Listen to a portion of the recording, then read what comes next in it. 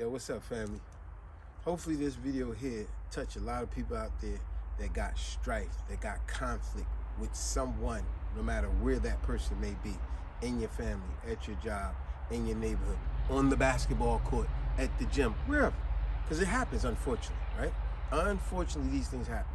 So we're gonna title this one simple word: beefing. Y'all know what I'm talking about. When I say beefing, like, yo, man, you got to beef with this person. You got to beef with that person. She got to beef with her. He got to beef with him. Let me tell y'all something. Before I get deep into this, I'm going to make this very clear. I'm going to say it a bunch of times so it can stick. And that is, any man, and when I say man, that means woman or man. So let's go with person. Any person is capable of atrocities that you can't possibly comprehend. And as always, you know I love to give you a word of the day, so that's going to be the word of the day: atrocities. What is atrocities? If you look up the word atrocities, it simply means extreme, wicked, cruel behavior, typically when dealing with physical violence, barbarism, brutality. So the reason I say that is a lot of times, unfortunately, we get in some type of conflict with somebody, right? And sometimes road rage, whatever kind of conflict, on the court, whatever, wherever, right? Sometimes some people make the misconception of saying, when they now alone, oh man, when I see that person, I'm gonna do this. Man, next time I go to the job, man, this person say this to me, man, I'm gonna be ready to do this. See, you, in your head, you study thinking and contemplating all the things you're gonna say and do. But you're never thinking what type of atrocities this person might be on. See, you might be thinking in a way of, so you're gonna bring a knife, as they would say, to a gunfight, because you're not thinking of the atrocities that this person got. You thinking you atrocity type of person. Remember, what does atrocity mean? Extreme, wicked, cruel behavior, typically some form of physical violence, brutality, right? See, this is the thing what a lot of people do when you got beef with somebody, right? You tend to think about what you gonna do and the things that you capable of. Never thinking that this person is probably just as capable of what you are capable, if not more. You get what I'm saying? It's like this. I remember back in the days, I seen this dog chasing this cat all through this yard. True story. Chase the cat, you know, cat's very agile, right? The cat jumped on the fence. The dog couldn't jump, the dog had to go around. But you could tell that frustrated the dog. He's quicker than me, you're faster than me, he got more better agility than me. That dog, you could tell his bark became more ferocious. Like, because he was frustrated. Then the dog, let's say the dog, it was this yard, right? Then the dog chased him around here. Then the cat went this way. The cat jumped up in the tree. The dog, eventually the cat couldn't hold on long enough. The cat jumped down and then jumped back. The dog couldn't catch him. But eventually, the dog chased and chased and chased to the point where the dog backed the cat into a corner. Now, the reason I'm saying this story, because sometimes people even make the mistake when they see the little frail person, the frail woman, the frail guy. This woman might have beef with her, and she thinking, oh man, she's a chump. Oh, he's a punk. I ain't worried about them. See, that's the cat. But anyway, this dog chased that cat to the point the cat could not no longer run. And the cat was backed into the corner.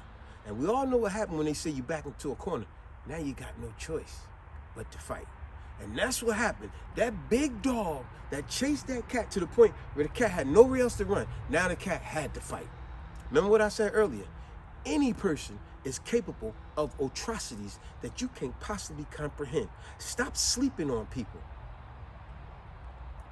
When that dog went to attack that cat when it was in the corner, that dog, let me just tell you, that cat whoosh, ripped that daggone dog nose off. And then by that time, the dog was so hurt that the cat gave that, all it needed was a split second, the cat was out. And before you know it, the cat went up under the house, the dog can't get up under there. But the dog was wounded. See, the dog started thinking about what he gonna do, never thinking that it's possible that this cat could cause so much atrocities to this foolish dog. And that's the type of comparison I'm giving to people out there. Stop always thinking about what you gonna do, how vicious you gonna attack, what you gonna do to this person, say to this person, and make things worse. Because back to the statement, I'm gonna say it again. Anybody is capable of atrocities that you can't possibly comprehend because you thinking you the big bad wolf. Somebody might be a bigger bad wolf than you, and every big bad wolf ain't big. What do you think the president is? Do he look vicious? But he dropped bombs on jokers and killing jokers. What do you think all these serial killers you heard, do they look vicious? No, they look like regular old, simple, weak little men, right? And women. Throughout history, all these, they had a thing where it said violent women in history. They look so docile. Remember that serial killer lady? She was an old, elderly woman. You know, like this old. This woman was killing crazy people, collecting life insurances on her. But no one would think, no, not the little old lady that live up the street. She's such a sweet lady. She don't look violent. See, this is where people go wrong, where you think somebody's supposed to be walking around like they the big bad wolf. No, sometimes the most violent and vicious person that causes the most atrocity is the most docile person. Because when you really are that tough person, you don't got to walk around with it on your chest all the time. But you want to talk about the real bad person who's really could do some real harm, is a person that knows how to diffuse a situation. See, that's when you got maturity, and that's when you really a bad joker. When you no longer take a situation and make it worse. No, you could take a situation no matter what level it is, and you go, you know what? Let me try to diffuse this situation before it gets worse. You get what I'm saying? You know, I could be dealing with some type of person, and I could say, you know what, damn, man, I realize, let me try to talk to this person. You know what, man, you know what, I realized I was wrong. If you really was wrong, ain't nobody telling you to punk out. Right? What I am saying is, when you learn to diffuse a situation, I'm telling you, you will change that person as well. When you can admit your wrongs, and when you can actually have a conversation with that person, and now you can have that person even say, damn, man, we both was tripping, man. Watch this. Let me give you another example. How many times you've seen these two women, these two men, or whatever, or that man and woman, right? They might look cool, right? At the job, in the neighborhood, at school, on the court, whatever, at the gym, right? And they cool. You always see them work out together or whatever the case, right? And we say stuff like, man, them two, man, y'all cool. Y'all been hanging together a long time, right? But when you really get to know them, sometimes you hear stuff like this. Yeah, we cool now, man, but I'm going to be honest with you. When I first met this joker, I couldn't stand this cat, man. I couldn't stand, man. I wanted to break this joker neck, man. And even the other person like, yo, I felt the same way about you too. See, y'all didn't even get time to. But you know, this guy saying, oh, because he always came to work late. He was always messing up at the job, and they always wanted me to train him. And then, you know, he owed me money. And then I found he owed somebody else. Or whatever it is. Y'all couldn't stand each other. And y'all really didn't have no real solid foundation why you didn't like each other. But y'all almost had conflict. And then y'all wind up talking and actually realized we had common ground. It just, you know, I had a little hiccup here, a little hiccup there. You did too. But when we chatted, man, we had common ground with each other. And look at us now, we cool. But isn't it funny you look back and say, we was beefing? Why? We both was tripping. So just remember what I'm saying, that statement. I'm going to say it one last time for a lot of y'all. One last time. So before you get in conflict with anybody, remember, it's better to diffuse the situation. Because before you diffuse the situation thinking that you so big and bad, remember this statement here. Any man, and I mean that goes for woman or man, any person is capable of atrocities that you can't possibly comprehend.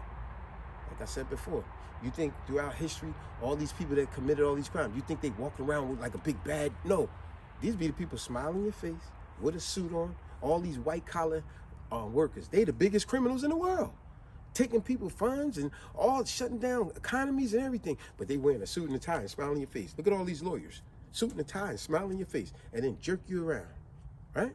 So don't think everybody gotta look big bad joker just to be bad.